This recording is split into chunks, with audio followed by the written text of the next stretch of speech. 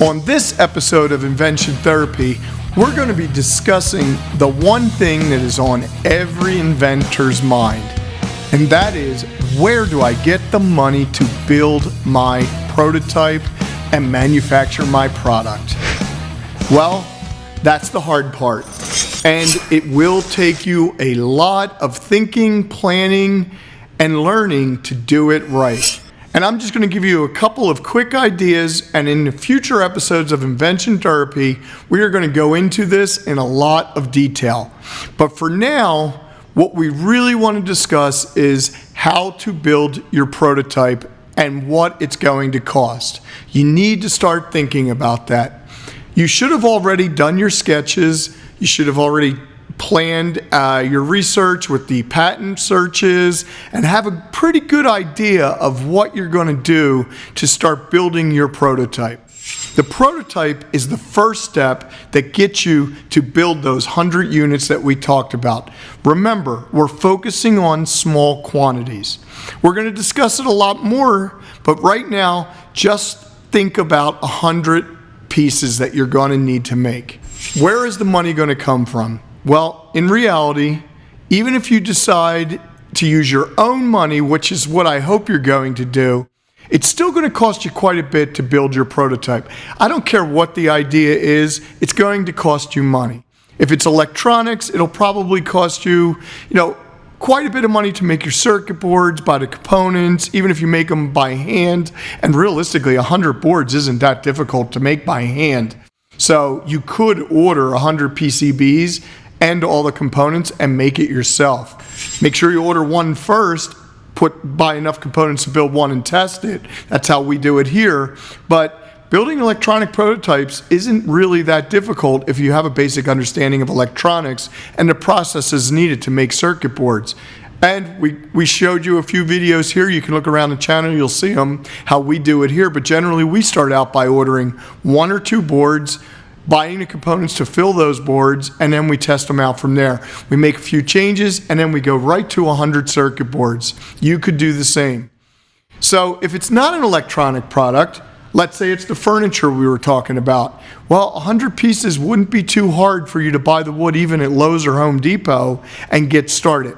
You're going to need the machine to cut it out. I don't think you're going to be wanting to do it by hand. Besides, the finish won't look as nice. I mean, unless you're a good woodworker and that's your thing. If that's what you plan to do, then you could make all of your furniture by hand.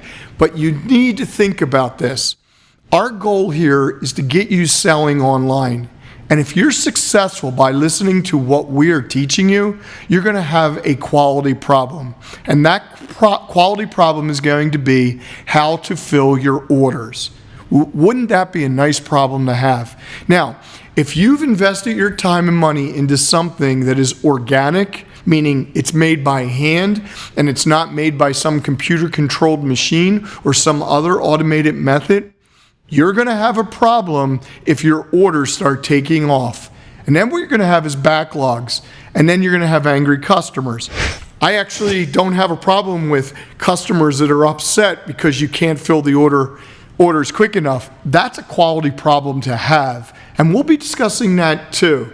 Because even as I build my business, there are times that we can't anticipate where we do get more orders than we have product on hand.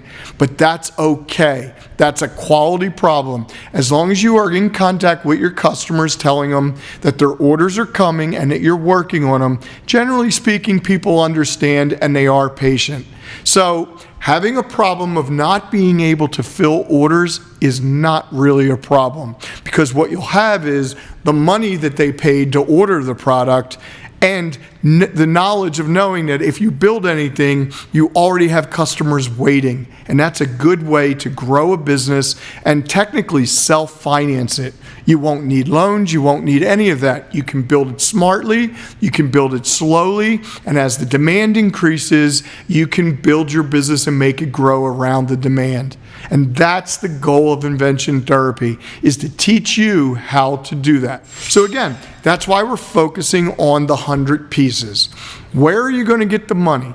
Well, another place besides self-financing is if you can get as far as building one prototype that fully functions, there is always crowdfunding. You have places like Kickstarter, Indiegogo, and a few others. Now if you guys have Googled me or seen some of the videos, you know that my experiences with Kickstarter. I've been very successful on Kickstarter, and all I had to do was pay for building of the functional prototypes, and then I went and built the Kickstarter projects and pre-sold units that didn't even exist through the power of crowdfunding. And I'm going to be teaching you how to do that in the future. But right now we're talking about the possibilities of how you're going to finance your prototype and then the next 100 units. Think about ways to do this. If you have a few $1,000s saved, if you don't, then you need to start saving, because really, as I said in earlier videos, if you're not willing to finance the project yourself, why would anybody else want to invest in you or your idea? So remember, you have to be willing to take the risk. If you take the risk, other people will follow along. And we want to keep the cost of that risk low. So we want to think of ways to make our prototype fully functional, looking good, and then going on to the first 100 units in the cheapest way possible and achieve our goal of building a quality product that people will want to use. I hope you found this video interesting, and keep watching our videos by subscribing to the link down below. We will have lots of episodes of Invention Therapy in the future, so stay tuned for more information on how you can turn your idea into a reality.